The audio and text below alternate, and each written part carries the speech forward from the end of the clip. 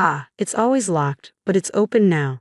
Before I could stop her, my daughter opened the drawer. Mom, what is this? She asked, looking upset. I looked inside and saw a divorce application and a handwritten letter, which I recognized by its unique quirks. When I picked it up, a photo fell out. It showed my husband with a woman and a boy about the same age as my daughter. On the back of the photo, along with a date, it read, "With my beloved." Seeing this, I immediately understood. Mom, does this mean Dad is cheating? My daughter asked. Let's take this opportunity to clear things up once and for all, I said, smiling at her. I then gave her instructions to tidy up. That day, we submitted the divorce application to the city court. After sorting everything out, we decided to leave our home. I am Anna. I live with my husband and our daughter, a family of 3. I met my husband Ethan when I was 28 years old. I was working as an office clerk, and he was in sales. We started talking through work, and since we both enjoyed drinking, we began going out for drinks more often.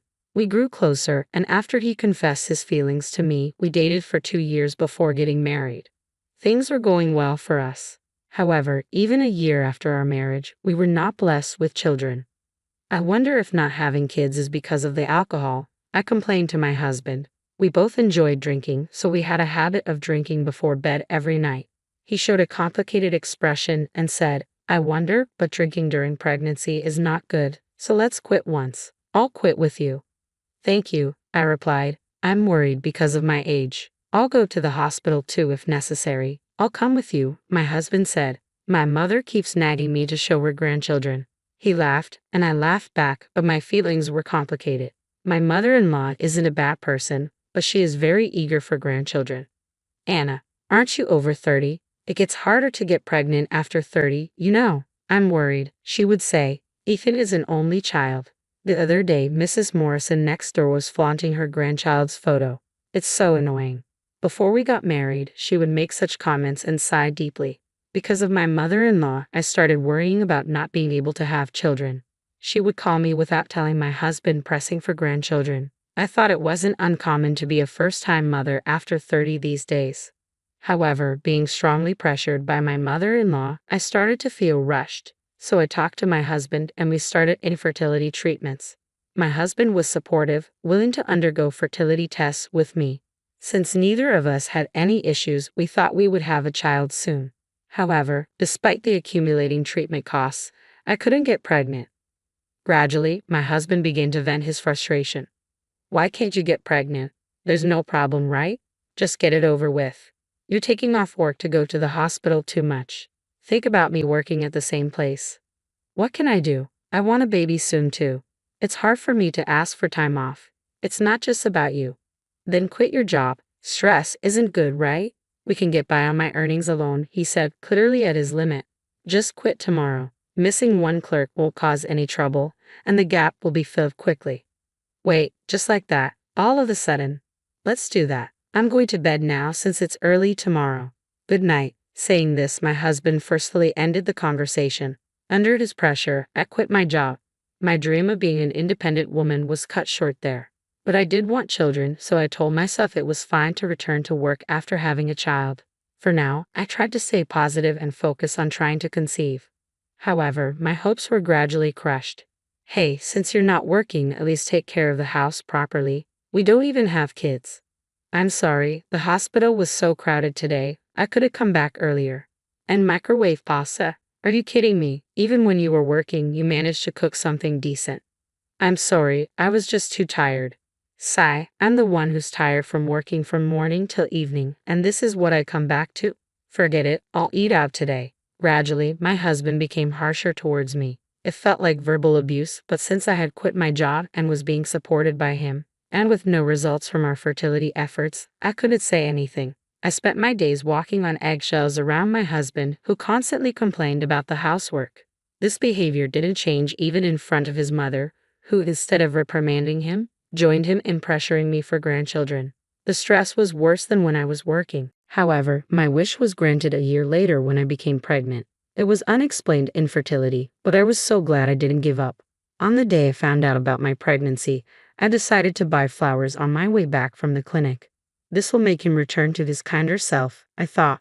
But his reaction was lukewarm. "Oh, that's great. Congratulations, that's good," he said. After all the talk about having children and quitting my job, I felt indignant. Still, I hoped things would change once the baby was born. "Hey, clean up my study, and I don't need dinner today. I have a business trip coming up next week, so take care of the preparations," he said. "That's too much. I've been suffering from severe morning sickness and can't eat anything." "Everyone goes through that, right? Normally you'd be working, so you should at least be able to do that much," he replied. Leaving those words, my husband went off to work while I struggled with more morning sickness, trying to do as he said. During this time, I gave birth to our daughter Nicole. The only thing that changed was that the calls from my mother-in-law for grandchildren stopped. However, she would still suddenly show up, wanting to see her granddaughter. But as long as she cared for Nicole, I could bear it. My husband's verbal abuse continued. While I was busy caring for Nicole, he would leave the household responsibilities to me and go out to drink freely. His late nights out and unauthorized overnight stays increase. "You know you're being supported by me, so you should take care of the house and Nicole. Do you think you can live on your own with a child, unable to even keep a job?" "No way." My husband would come home drunk and hurl such insults at me repeatedly.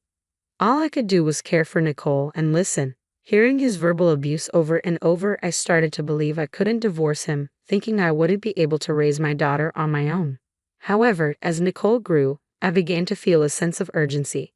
When my husband started to get angry as usual, Nicole would say, "Mom, apologize quickly." She thought that would calm my husband's anger, and she was right.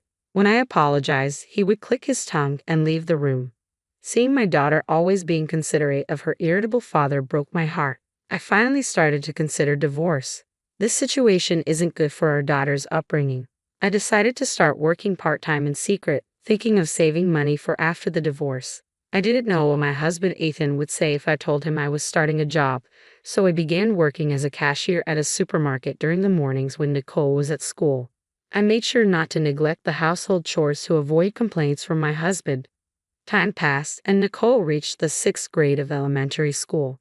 I told her about the divorce plan before she started middle school. She seemed relieved. "I'm glad we can finally get away. I'm sorry for making it tough on you, but everything will be okay now. I've saved up enough money." Overwhelmed with emotion, Nicole and I hugged each other. "We'll be free soon," I thought. One day, Ethan asked me to tidy up his study. Nicole was off school, and Ethan was supposed to be off work as well. However, he said, "I'm going on a business trip starting today. I won't be back for a week," and left the house with a large suitcase. It was common for him to suddenly leave for business trips. Nicole and I watched him leave as usual and then started to tidy up his study. "Why doesn't Dad clean up his room? It's too messy," Nicole said. "Really? He's made me do it for so long he probably can't do it himself anymore," I replied. "The worst, but we're getting divorced, right? We can get away. Just a bit more patience," Nicole said, picking up her father's clothes with a determined gesture. As I began tidying the desk and its surrounding papers, I noticed something unusual. The desk drawer, usually locked, was open. "Oh," I said. Nicole came over to see what was up. "Ah, it's usually locked, but it's open. Oh, just wait a moment." Before I could stop her, Nicole opened the drawer. "Mom, what is this?" She became visibly disturbed. I looked in as well and saw a divorce application with a handwritten letter, clearly my husband's handwriting with its unique quirks. When I picked it up, a photo slipped out. "Dad, and who is this?" Nicole asked. The photo showed Ethan with a woman and a boy about the same age as Nicole. On the back of the photo, along with a date, it read, "With my beloved." Realizing the implication, I quickly understood. Nicole, possibly grasping the situation, looked up at me anxiously. "Mom, does this mean Dad is cheating?" "It seems so, but this might actually be for the best." "What?" Nicole asked.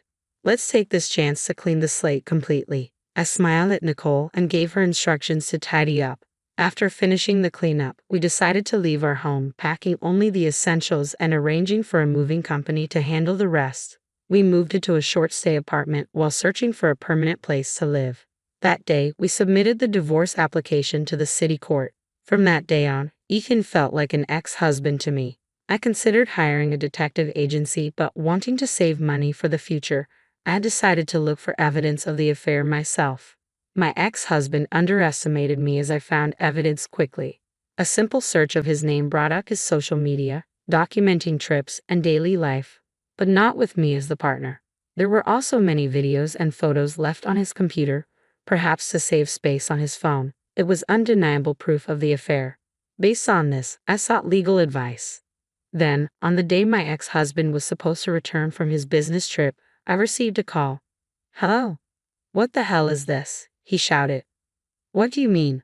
There's nothing left in the house. What did you do?" "You told me to tidy up, so I did what you asked. I tidied up," I said. "Stop joking and come back." "Where are you?" Ethan demanded. "I won't be returning. I'm divorcing you," I replied. "What? Why?" he asked, incredulous. "You have the nerve to ask. Cheating and starting another family, and you don't know why." "How did you find out?" he stammered.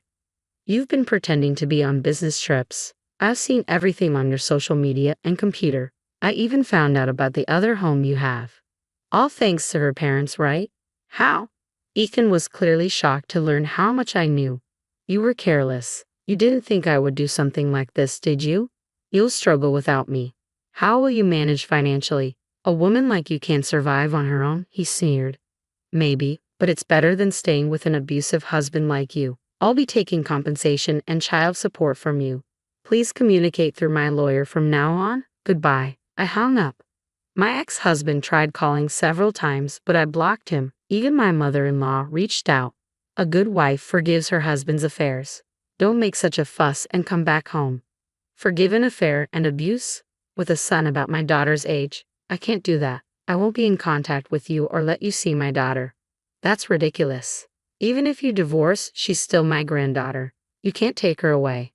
This is also what my daughter wants. She suffered because of her father and doesn't want to see you either.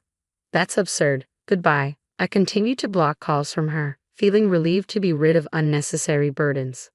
I found a modest apartment for our next home and moved her belongings there. Despite using a significant portion of my funds, I felt relieved about starting anew. After moving, I initiated claims for compensation against my ex-husband, initially resistant. When I mentioned returning to my previous job, which was also his workplace, he quickly signed the documents. "Please don't do that. It'll ruin my reputation," he pleaded. My previous workplace was also my ex-husband's. He must have realized it was only a matter of time before it became known. He signed out of self-preservation, agreeing to a lump sum payment. Then, through the lawyer, the mistress requested to meet. It seems she's quite remorseful and wants to apologize in person. Persuaded by the lawyer's words, I agreed to meet. I chose a cafe as the meeting place. The woman who appeared was well-dressed and beautiful. "Nice to meet you. My name is Tracy Brown. I sincerely apologize for the trouble I've caused," she said. "Nice to meet you," I replied. An awkward silence filled the air. I had no intention of forgiving her, but I was curious about her side of the story.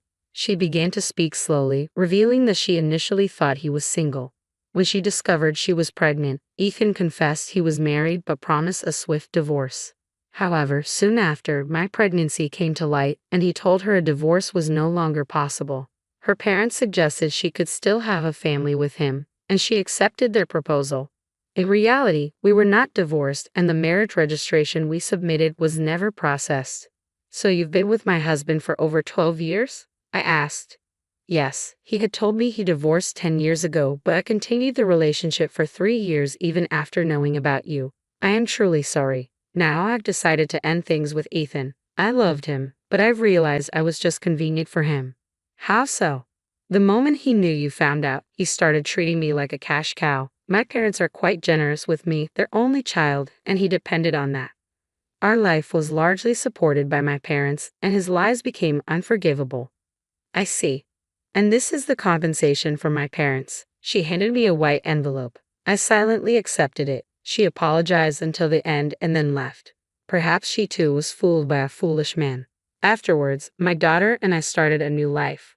When I explained my situation to my part-time job, they offered me a full-time position. Nicole no longer had to tiptoe around an adult's mood at home and seemed to smile more. I too have begun to feel more at peace. "What would you like for dinner tonight?" I asked. "I want an omelette," Nicole replied. "Great idea. With ketchup then." "All right. Love you, Mom." "Love you, Nicole." We spent the evening laughing together, planning to live for each other's happiness moving forward.